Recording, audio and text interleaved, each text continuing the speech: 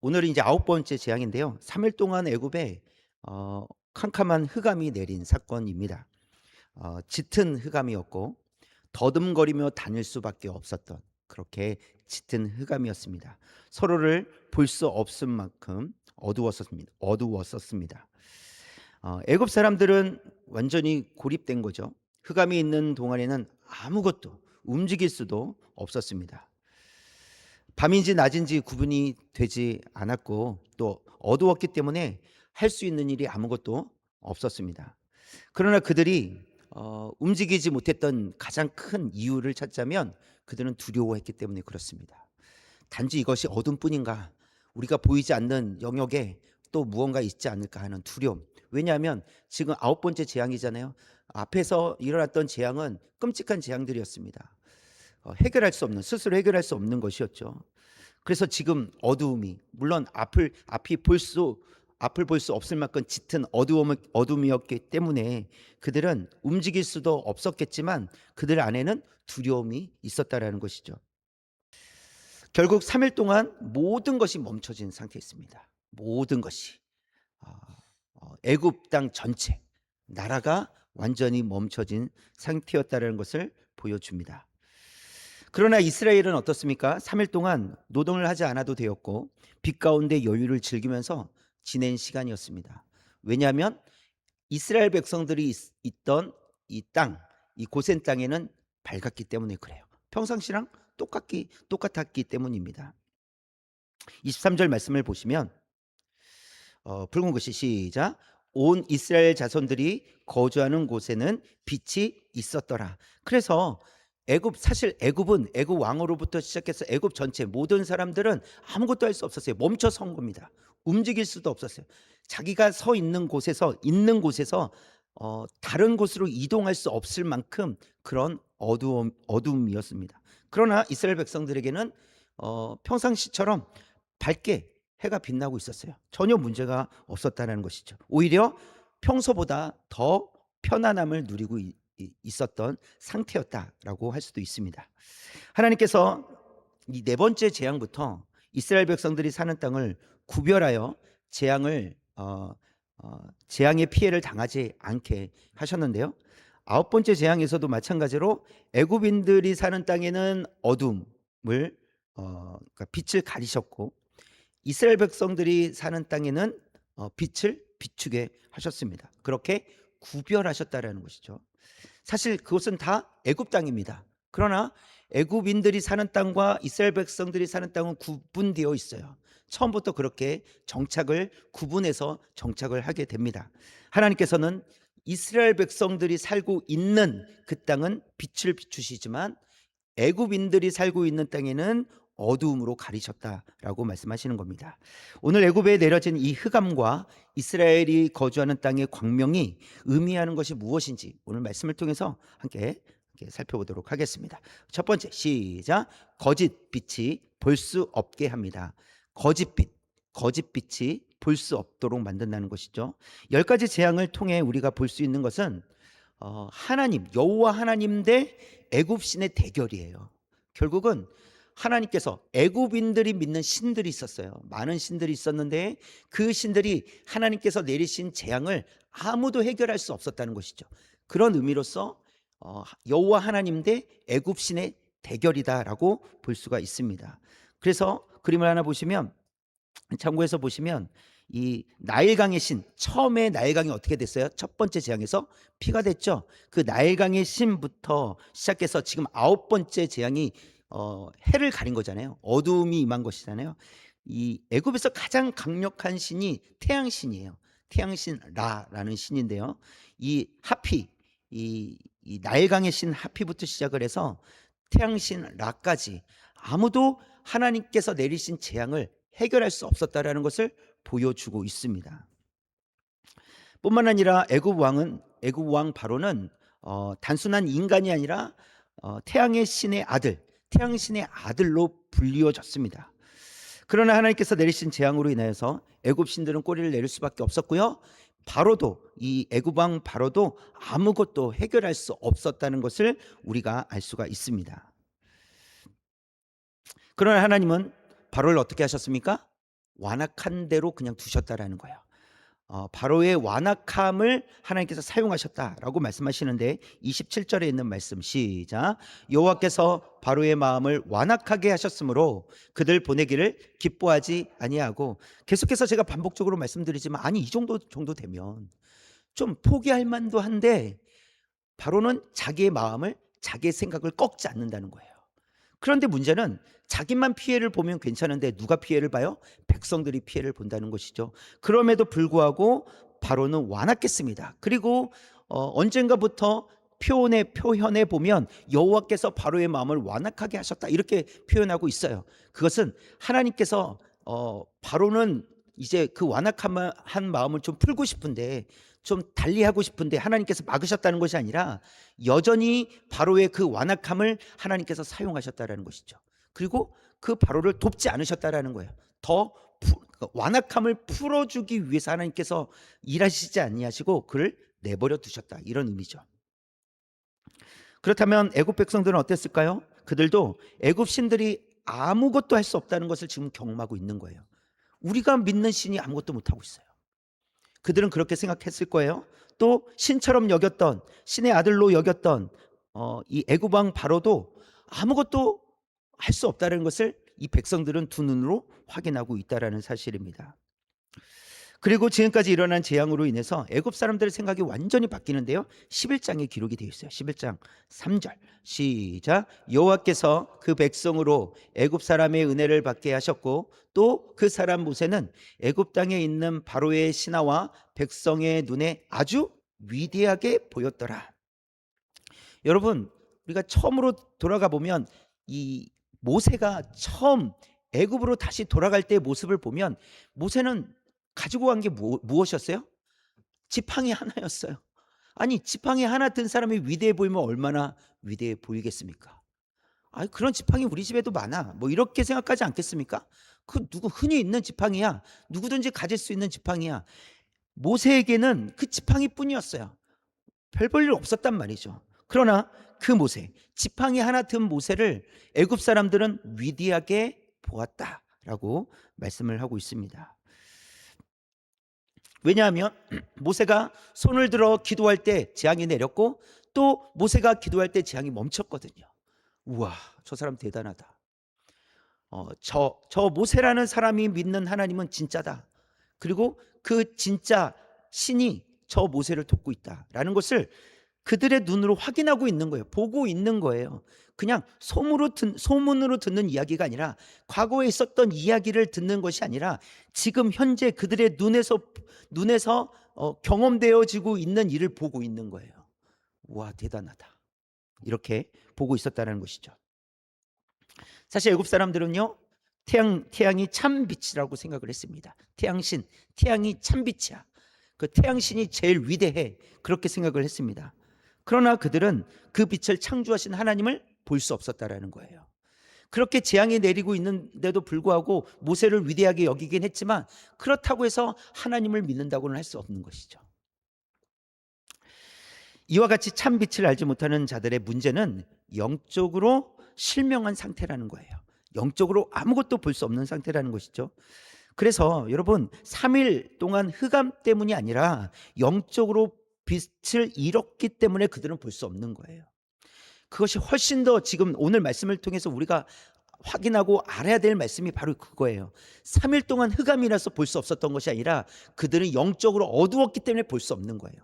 빛이 비춰져도, 어둠이 가시고 빛이 비춰져도 그들은 영적으로 어둡기 때문에 사실 볼 수 없는 자들이에요. 근데 그것을 어떻게 보여주시는 거예요?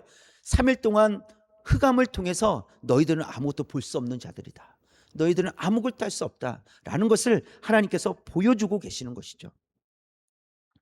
그래서 영적으로 실명한 이 바로는요, 계속해서 실패하고 있음에도 불구하고 하나님과 무엇 하려고 합니까? 계속 거래를 하려고 그래요. 24절 볼까요? 24절 붉은 글씨 시작. 너희는 가서 여호와를 섬기되 너희의 양과 소는 머물러 두고. 아니 여덟 번째 재앙에서는 너희 아이들, 두고 가라 이렇게 얘기했었거든요. 이번에는 아이들은 데리고 가라. 그런데 뭘 놓고 가라고요? 양과 소는 놓고 가라 이렇게 얘기해요. 사실 이거는 거래가 아닙니다. 거래가 아니에요. 나는 너희들을 그냥 놓아주지 않겠다. 너희들을 보내주지 않겠다라는 마음이에요. 어, 합리적인 거래라면 지금 모세가 요구하고 있는 것이 무엇인지 알고 그 요구에 맞게끔 거래를 해야 될 거 아니에요. 근데 모세는 뭘 요구했습니까? 우리가 가서 하나님께 제사를 드려야 됩니다. 라고 했어요. 그럼 무엇을 가져가야 돼요? 짐승을 가져가야 돼요. 양과 소를 당연히 가져가야 되는데 이 바로는 가져가지 말래요. 그럼 뭐 하지 말라는 거예요? 하나님께 예배드리지 말라는 것이죠. 가든지 말든지 상관하지는 않겠다. 그러나 양과 소는 못 가져간다라고 그렇게 한 것이죠. 이것은 바른 거래도 아니었고 그것은 완악한 마음에서 나오는 바로의 이 악한 마음이었다라는 것을 알 수가 있습니다. 또 영적으로 실명한 이 바로는 여전히 이스라엘 백성들이 자기 백성인 줄 착각하고 있다라는 것이죠. 하나님의 것을 하나님의 것으로 여기지 않는 전형적인 모습이라고 할 수 있습니다. 여러분, 하나님의 것을 하나님의 것입니다라고 그렇게 고백하는 그것이 말로 하면 쉬워 보이지만 결코 쉽지가 않습니다. 사도행전에 나오는 아나니아 삽비라 부부, 그들은 전 재산을 다 팔았어요. 그리고 얼마를 감춰두고 얼마를 가지고 가서 전 재산을 팔아서 가져온 돈입니다라고 이야기를 합니다. 처음부터 가져왔을 때 얼마를 놓고 얼마를 가져왔습니다 라고 하면 전혀 문제가 되지 않습니다. 그러나 그들은 마치 전부를 가져온 것처럼 말했다라는 것이죠. 그것이 문제가 되었다는 것입니다. 그 말은 무엇이에요? 자기 것을 포기할 수 없다는 거예요. 그리고 분명히 그것은 가난한 사람들에게 나눠주기 위해서 가져온 것이지만 누구에게 드리는 거예요? 하나님께 드리는 거예요. 즉 하나님의 것입니다라는 고백입니다. 그러면 온전히 드릴 수 있어야 돼요. 아니, 전부라는 의미가 아니라 전부를 꼭 드려야지 온전하다는 것이 아니라 일부를 내가 쓸 것을 두고 일부를 가져왔습니다. 이걸 하나님께 드립니다 라고 했을 때 전혀 문제가 되지 않는다는 것이죠. 그러나 아나니아 삽비라 부부는 마치 전부를 가져온 것처럼 그렇게 말하고 숨겼다라는 것. 그래서 하나님께 온전히 드려야 될 것을 온전히 드리지 않았다라는 것이 문제였습니다. 여러분, 하나님의 것을 하나님께 드린다 쉬워 보이지만 결코 쉬운 일이 아닙니다. 그럼 함부로 다 드리겠다라고 말하면 안 됩니다. 솔직하게 하나님, 저는 이만큼 할 수 있습니다. 저는 이렇게 하겠습니다 라는 것이 솔직한 신앙 고백입니다. 그러니까 남들이 하는 만큼 내가 하려고 하는 것도 그것은 어리석은 거예요. 그건 믿음이 아니에요. 대단한 것이 아닙니다. 오히려 내가 하나님께서 주시는 마음을 가지고 내가 할 수 있는 만큼을 하나님께 드리는 것, 그리고 그것을 통해서 하나님의 영광을 위해서 쓰임 받는 것, 그것이 바람직한 드림이라는 것이죠. 우리에게 필요한 것은 하나님의 것을 하나님의 것으로 여기는 것, 이것이 중요하다는 것입니다. 또 영적으로 실명한 바로는요, 여전히 마음이 완악했다라는 거예요. 이 바로의 이 완악함은 결국 영적인 어둠의 상태를 보여주는 거예요. 그는 어두웠다라는 것이죠. 어두워서 아무리 보여주고 아무리 그의 눈으로 보아도 그는 깨닫지 못했다라는 거예요. 분명히 지금 9번째까지 재앙을 보았잖아요. 직접 보았어요. 직접 피부로 경험한 거란 말이에요. 그럼에도 불구하고 바로는 깨닫지 못합니다. 참 희한하죠. 분명히 그 정도면 좀 깨달아야 되는데, 좀 사람이 돼야 되는데 사람이 안 되는 거예요. 그 정도 했으면 좀 이제 돌이켜야지. 좀 그게 잘못되었다는 것을 알아야지. 왜 그럴까? 여러분, 바로만 그렇습니까? 우리가 살다 보면 이런 사람을 만나기도 하고요. 혹 내가 그런 사람일 수도 있어요. 아무리 가르쳐주고 아무리 경험을 해도 깨닫지 못하고 그냥 내 방식대로, 내가 원하는 대로 남들이 뭐라고 하든 그냥 살아가는 거예요. 이것이 보아도 들어도 깨닫지 못한다는 것이죠. 우리 속담에 보면 콩으로 메주를 쓴다 해도 고집 있지 않는다라는 말이 있어요. 사실인데, 진실인데, 아니야, 나는 그렇게 생각하지 않아, 아니야, 그럴 리가 없어 라고 생각한다는 거예요. 아무리 진리를 말해도 사람들은 그 진리를 듣지 못합니다. 왜요? 어둠 속에 가려져 있기 때문에. 그것이 영적인 어둠이라고 말씀을 해주고 있습니다. 여러분, 참빛이 없으면 거짓빛을 따라가게 돼 있습니다. 참빛이 아니기 때문에 내가 믿고 있는, 바로가 믿고 있는, 의지하는 거짓 빛을 따라간다는 것이죠.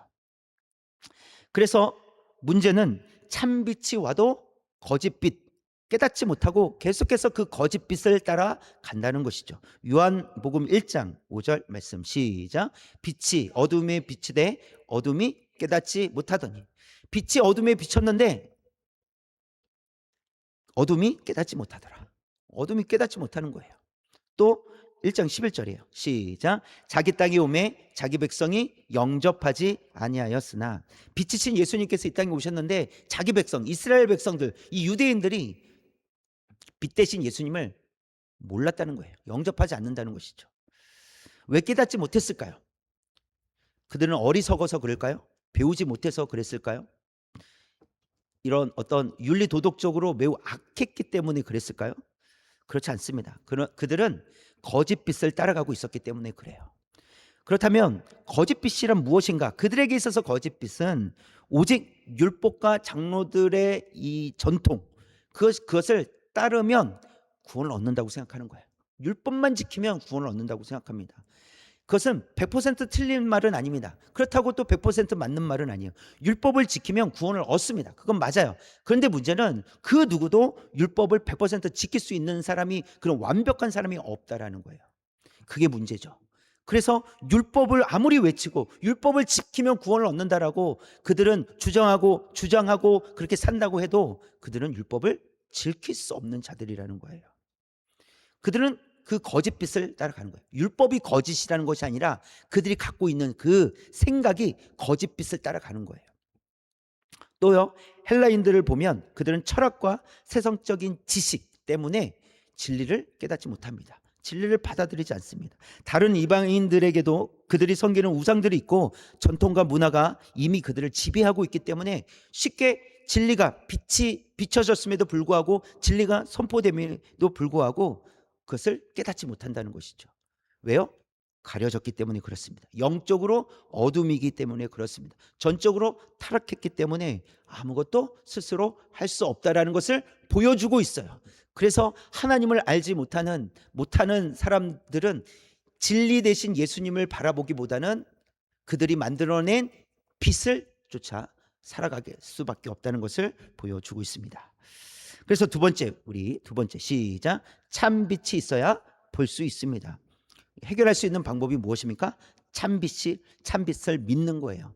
참빛을 만나는 것이죠. 애굽 사람들이 사는 땅에는 캄캄한 어둠이었고 이스라엘 백성들이 사는 땅에는 빛이 있었습니다. 이것은 여러분 일반적인 현상이라고 할 수 없습니다. 한쪽은 어둠의 상태, 어둠이었고 완전히 어둠이었고, 한쪽은 평상시대로 빛이 비춰졌다라는 것이죠. 이것은 하나님만이 하실 수 있는 일이었어요. 그리고 8번째 재앙까지 다 하나님께서 하셨고, 이 9번째 재앙도 하나님께서 그렇게 하시겠다라고 하신 거예요. 그래서 하나님만이 하실 수 있는 거예요. 그것을 무엇을 통해서 알 수 있습니까? 애굽인들도 믿는 신들이 있었잖아요. 그 신들은 아무것도 할 수 없었습니다. 하나님께서 재앙을 거두시기 전까지 애굽 사람들과 애굽 신들은 아무것도 할 수 없었어요. 즉 하나님만이 하실 수 있는 일임을 보여주고 있습니다. 하나님께서 빛과 어두움으로 나누셨다라는 것이죠. 여러분, 어둠이 상징하는 것은 무엇입니까? 사망입니다. 어두움은 사망을 상징합니다. 하나님이 없는 사람들은 어둠에 갇힌 것과 같죠. 이 애굽 사람들이 어둠에 갇힌 것처럼. 그러나 하나님께서 택한 이스라엘 백성들은 어떻게 지내고 있습니까? 빛 가운데서 지내고 있죠. 하나님이 없는 사람들은 어둠에 갇힌 것과 같습니다. 이것은 모든 사람들에게 적용이 되는데요. 로마서 3장 23절 시작. 모든 사람이 죄를 범하였음에 하나님의 영광에 이르지 못하더니 한 사람도 예외 없이 모든 사람이 죄 가운데 있을 때 하나님의 영광에 이르지 못했더라. 그냥 어둠 속에 있었고 빛 가운데 나올 수 없었다라는 것을 보여주고 있습니다. 이것은 모든 사람을 얘기하는 거예요. 전 인류 모든 사람을 이야기하는 것입니다. 그러나 하나님께서 택하신 백성들이 있죠. 그 백성들에게는 하나님께서 빛을 비춰주고 계시다라는 거예요. 이게 하나님의 은혜죠. 그 은혜로 비춤을 받은 빛을 받은 사람들은 두려워하지 않고 살아갈 수 있게 되었다는 사실입니다. 어둠에 있는 사람들은 자신이 어둠이 있다고 생각하지 않습니다. 모르죠. 오히려 익숙해진 채로 살아갑니다. 그 어둠이 익숙한 거예요. 그리고 편안한 거예요. 문제가 되지 않은 것이죠. 그렇기 때문에 어둠 속에서 나오고 싶은 생각조차 하지 못하게 됩니다. 그림을 하나, 사진을 좀 보시면 뭐 비하하거나 뭐 그런 것은 아닙니다. 왜냐하면 지금도 이렇게 살아가고 있는 사람들이 있기 때문에 저는 좀 이렇게 안타까운 마음은 듭니다. 태국 미얀마 국경 이 산악지대의 카렌족이라는 사람들인데 저렇게 링을 목에 이렇게 감아 놓죠. 그리고 계속해서 링이 길어집니다. 이게 시간이 지나면서 자라면서. 근데 왜 저렇게 하는가라고 했을 때 좀 놀랐어요. 이 좌우로 움직일 수 없다라는 거예요. 좌우로 이렇게 모두. 그래서 여성들이 좌우로 움직이지 않는다는 것은 한 남자, 한 남편만 바라보게끔 한다는 것이죠. 그런 의미를 가지고 있더라고요. 그런데 저들은 모르겠어요. 얼마나 행복한지 모르겠지만 여전히 저런 전통을 가지고 살아갑니다. 또 아랫부분 사진을 보시면 전족이라고 하더라고요. 전족. 중국에서 여자의 발을 작게 만드는 거예요. 발을 천으로 이렇게 묶는 것이죠. 그래서 발이 이렇게 펴지는 것이 아니라 발을 이렇게 반으로 접듯이 약간 그렇게 하는 거예요.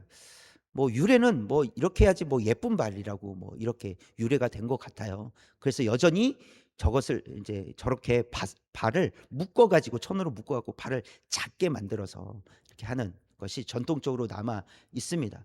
제가 보기에는 안타깝다 이런 마음인데 여전히 저런 전통을 가지고 살아갑니다. 왜 그럴까요? 거기서 벗어나지 못하는 거예요. 어 그것이 전통이고 그것이 그냥 우리 민족이 살아온 모습이야 하고 그냥 받아들이는 것이죠. 그래서 그 빛이 진짜 빛인지 아는 거예요. 그 전통이 진짜 좋은 전통인지 아는 것이죠. 그리고 이것을 포기하지 않고 계속해서 살아갑니다. 어 사실은 저 이렇게 링으로 감아 놓은 거에 대해서 어 저것은 이 학대다라는 그런 이야기들이 나오고 있어요. 자기 민족 안에서는 나오진 않죠. 그러나 그들은 잘 깨닫지 못하죠. 어 어둠 속에 있다는 것을 모르는 상태이고 또 어둠 속에 있다는 것을 알게 되었다고 해도 문제는 스스로 빛으로 나올 수 없다는 것입니다. 애굽 사람들처럼 하나님께로 나아가지는 않고 두려워할 뿐이라는 거예요. 하나님께서 행하신 일, 하나님께서 보여주신 일이 있음에도 불구하고 그들은 하나님을 경외하기보다는 하나님을 두려워합니다. 그리고 하나님께로 나아가지 못하죠. 그러니까 그 누구도 스스로 하나님께로 나아갈 수 없다라는 것을 보여주고 있습니다. 그래서 어둠이 상징하는 것은 사망이라는 거예요. 그러나 빛이 상징하는 것은 그럼 무엇이겠습니까? 생명입니다. 참 빛은 예수 그리스도이시고 예수 그리스도 안에 있는 사람은 빛의 자녀라고 성경은 말씀을 하고 있어요. 에베소서 5장 8절이에요. 붉은 글씨 시작. 주 안에서 빛이라 이렇게 말씀하세요. 요한복음 8장 12절. 또 붉은 글씨 시작. 나는 세상의 빛이니 나를 따르는 자는 어둠에 다니지 아니하고 생명의 빛을 얻으리라. 아멘.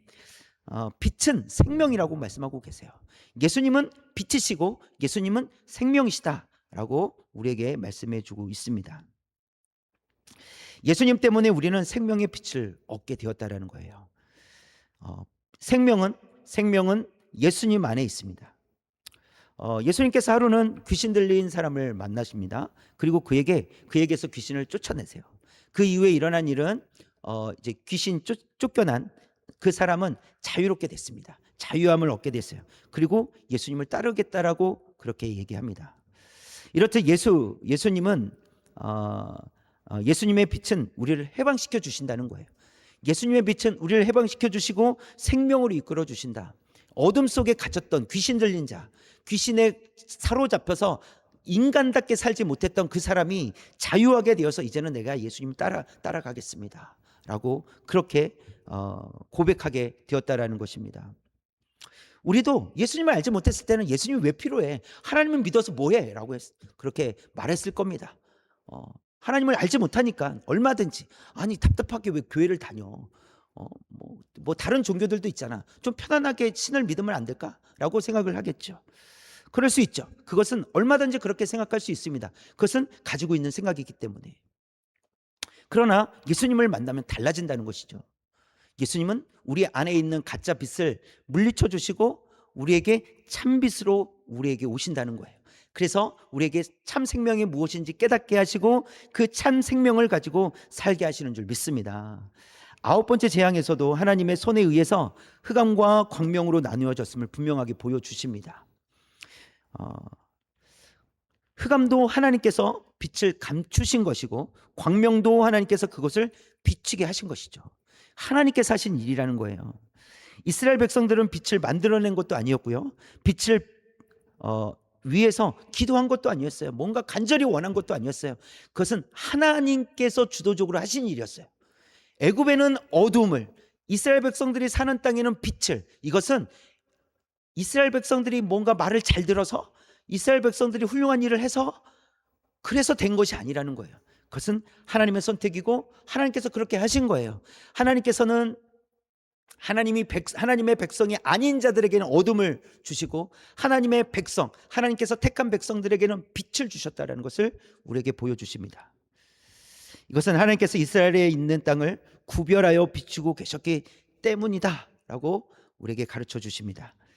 예수님께서 십자가에 달리셨을 때 일어난 일을 보면요, 마태복음 27장 45절에 시작, 제6시로부터 온 땅에 어둠이 임하여 제9시까지 계속되더니, 예수님께서 십자가에 달리셨을 때 정오부터, 지금 시간으로 따지면 정오부터 오후 3시까지예요. 3시간 동안 어둠이 임하게 되었다라는 것을 말씀하시는 거예요.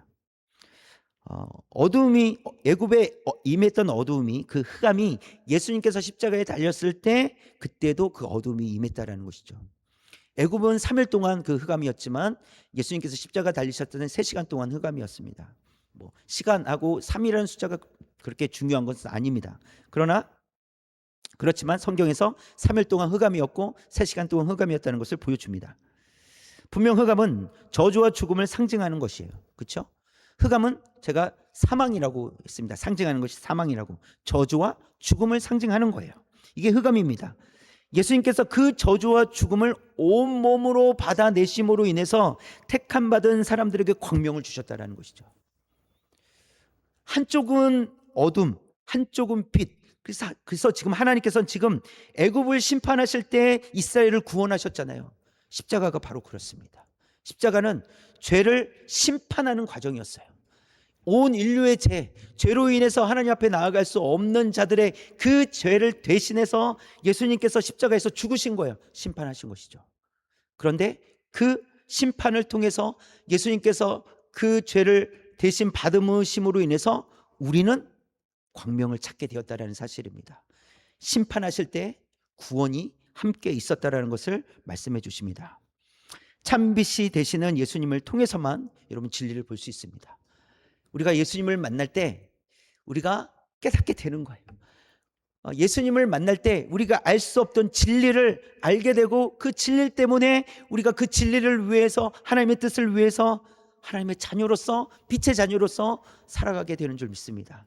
우리는 한 번도 내가 스스로 나는 빛의 자녀야, 난 하나님의 자녀야 말해본 적이 없었던 자들입니다. 그러나 하나님께서 우리를 만나 주실 때 하나님께서 우리에게 믿음을 주셔서 우리로 하여금 이렇게 고백하게 하시는 거예요. 나는 빛의 자녀라, 나는 빛의 자녀다, 나는 하나님의 자녀다 라고 우리의 입술을 통해 고백하게 하신다는 것이죠. 그리고 하나님의 자녀로서의 삶을 살아가도록 우리를 이끌어 주신다는 사실입니다. 그래서 세 번째, 시작, 빛의 자녀는 빛의 자녀답게 살아가야 합니다. 우리가 빛의 자녀라고 믿는다면, 아니 빛의 자녀가 되었다면 우리는 어떤 삶을 살아야 됩니까? 당연히 빛의 자녀답게 살아가야 되는 것이죠. 이것은 그냥 당연한 거예요. 그렇죠? 제가 엄씨인데 이씨로 살아갈 수는 없잖아요. 이 발음 비운지 모르겠어요. 나는 나로서 살아가는 것이죠. 내가 다른 사람을 대신해서 살 필요는 없는 것이죠. 그렇죠? 나로서 살아가는 거예요. 빛의 자녀는 빛의 자녀로서 빛의 자녀답게 살아가야 된다는 것을 말씀하십니다. 에베소서 5장 8절 말씀 다시 한번 볼게요. 붉은 글씨 시작, 주 안에서 빛이라, 빛의 자녀들처럼 행하라. 전에는 어둠이었어서 빛의 자녀처럼 살지 못했지만 이제는 주 안에서 빛이라, 빛의 자녀가 되었으니 어떻게 살라고요? 빛의 자녀들처럼 살라, 빛의 자녀들처럼 행동하라, 이렇게 말씀하고 있습니다.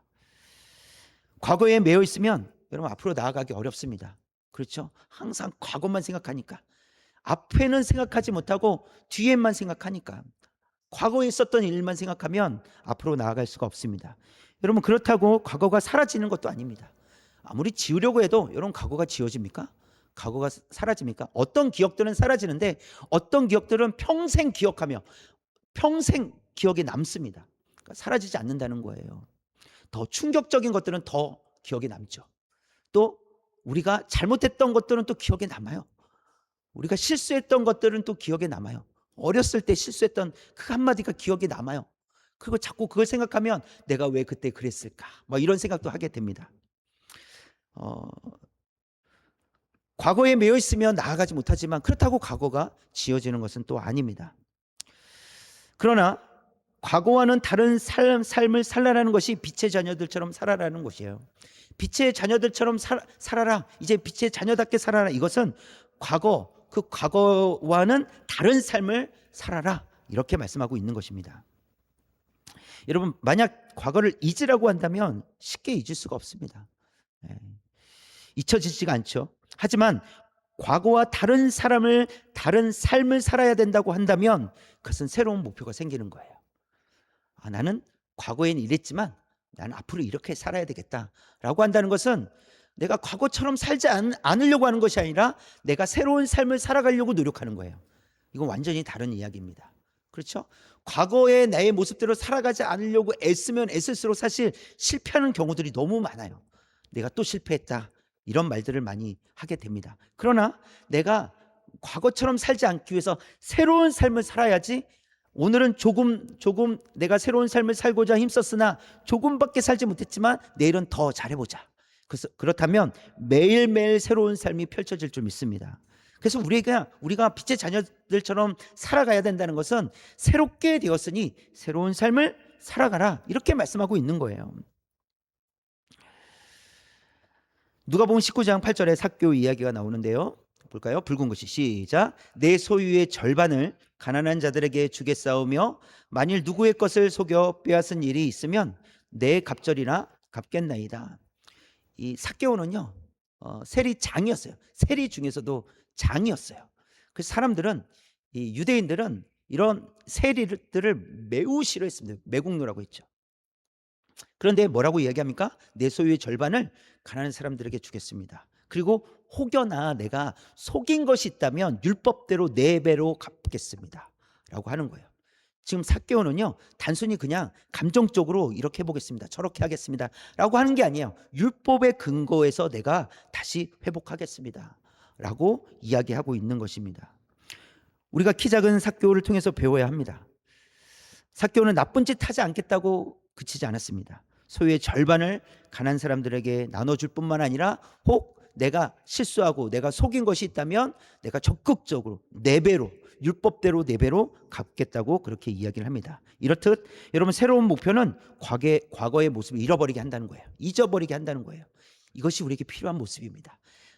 빛의 자녀로 살아라 라고 하는 것은 옛 모습을 잊어버리고 이제는 새로운 모습으로 살아낼 것을 우리에게 말씀을 하고 있습니다. 그러나 우리가 한 가지 또 생각을 하는 것은 여전히 과거를 비판하고 비난하는 사람들이 있습니다. 삭개오는 잘한 일이죠. 그러나 모든 사람들이 삭개오를 그래서 잘한 일이니까 삭개오를 그냥 다 좋아했을까요? 어떤 사람들은 여전히 저 인간 저러다 또 말 거야 이렇게 생각하지 않았을까요? 분명히 삭개오에게는 변화가 일어난 건 맞아요. 그러나 주변에 있던 사람들은, 어떤 사람들은 야, 삭개오 변했대. 와, 그래, 괜찮다. 이제 좀 나랑 사귀어도 되겠다. 이런 사람들이 있는 반면에 어떤 사람들은 저러다 말 거라고, 저 인간 원래 나쁜 인간이라고 믿지 않을 거라는 거예요. 무엇을 의미합니까? 여러분, 우리가 아무리 하나님의 말씀대로 살아간다고 우리는 변한 게 맞지만 그 하나님의 말씀대로 살아가지만 여전히 우리를 비난하고 비판하는 사람들이 있을 수 있다는 거예요. 저러다 말겠지 이러면서. 그런데 중요한 게 있어요. 삭개오는 변했다라는 거예요. 다른 사람들이 어떻게 생각하는 것이 중요한 것이 아니라 삭개오가 예수님을 만나서 변했다라는 것이 중요합니다. 우리에게도 마찬가지라는 거예요. 우리가 새로운 삶을 살아갈 때 어떤 사람들이 혹 비난하고 어떤 사람들 혹 저러다 말 거야 라고 하는 그런 말을 혹 하게 될지라도 그게 중요한 것이 아니라 내가 예수님 안에서 변화된 것이 중요한 거예요. 그리고 내가 예수님 안에서 새로운 삶을 살겠다고 결단한 것이 중요합니다. 우리는 그렇게 살아가야 된다는 거예요. 실패할 수 있죠. 그러나 우리는 실패했어도 또 다시 한번 나는 새롭게 되었으니, 빛의 자녀가 되었으니 빛의 자녀로서 나는 새롭게 살아가겠다라고 결단할 수 있는 저와 여러분이 되시길 원합니다. 그래서 세 가지를 살펴보면 하나님께서 읽어볼까요? 시작. 하나님께서 원하시는 예배자가 되어야 합니다. 우리가 빛의 자녀답게 산다는 것이 무엇인가 라고 했을 때 하나님께서 원하시는 예배자로 사는 것이 빛의 자녀로서 살아가는 것입니다. 오늘 말씀 26절 붉은 것이 시작. 우리의 가축도 우리와 함께 가고 한 마리도 남길 수 없으니 이는 우리가 그 중에서 가져다가 우리 하나님 여호와를 섬길 것임이며, 모세가 바로를 향해서 선포한 내용이에요. 우리는 가축도 데리고 가야 되겠습니다 라고 담대하게 선포를 합니다. 근데 이 이후에 이제 너 더 이상 네 얼굴 보기 싫다, 바로가 얘기해요. 썩 꺼져라 이렇게 얘기합니다. 근데 모세는 두려워하지 않았어요. 그것이 두렵지 않았습니다. 우리는 하나님께 참되게 예배할 것입니다. 그러니 가지고 갈 것은 가지고 가겠습니다 라고 이야기한 것이죠. 하나님께서 원하시는 예배를 드려야 한다는 것이 핵심이에요. 하나님께서 원하시는 예배, 그냥 내 주장, 내 생각이 아니라 하나님께서 원하시는 것이냐가 중요하다는 것이죠. 사울 왕을 보면 하나님의 말씀을 불순종하면서까지 짐승을 끌고 옵니다. 다 죽이라고 했는데 그 짐승들을 끌고 오죠. 그리고 끌고 와서 하는 이야기가 무엇이었습니까? 하나님께 제사 드리기 위해서 가지고 왔다고 이렇게 얘기해요. 그때 사무엘 선지자를 통해서 하나님께서 말씀하십니다. 순종하는 것이 제사보다 낫다. 하나님의 말씀에 순종하는 것이 제사 드리는 것보다 낫다는 거예요. 순종하지 않고 제사하는 것이 무슨 의미가 있느냐라고 하나님께서 말씀하시는 것이죠. 나는 순종하는 자들을 원하는 거지 짐승 잡아서 제사 드리는 자를 원하는 것이 아니다. 반대로 한 가부의 적은 헌금에 대한 이야기를 우리가 생각을 해보면, 지금으로 환산해보면 두렙돈이라고 했거든요. 지금 돈으로 환산해보면 약 2,000원에서 3,000원 밖에 되지 않습니다. 매우 적은 돈이에요. 그냥 사람들이 볼 때 뭐 이렇게 적은 돈을 성전에다 내라고 할 정도이죠. 그런데 예수님께서 뭐라고 말씀하시냐면 그 누구보다 많이 냈다는 거예요. 왜냐하면 부자들은 풍족한 가운데서 헌금했지만 이 과부는 생활비 전부를 냈다라는 거예요. 그것이 없으면 먹고 살 게 없는데도 전부를 냈다라는 것이죠. 주님은 어디를 보신 거예요? 금액을 보셨어요? 아니에요. 그 중심을 보신 거예요. 그 여인의 중심을 보신 거예요. 그래서 평가를 하실 때 저 여인이 가장 많이 낸 것이다. 자신의 삶을 다, 생활비를 다 포기하고 하나님께 그것을 드렸다라고 이야기하는 것입니다. 여러분, 우리가 알 수 있는 사실은 참된 예배라는 것은 외적인 것에 있지 않다라는 거예요. 외적으로 보여지는 것에 있지 않다는 것입니다.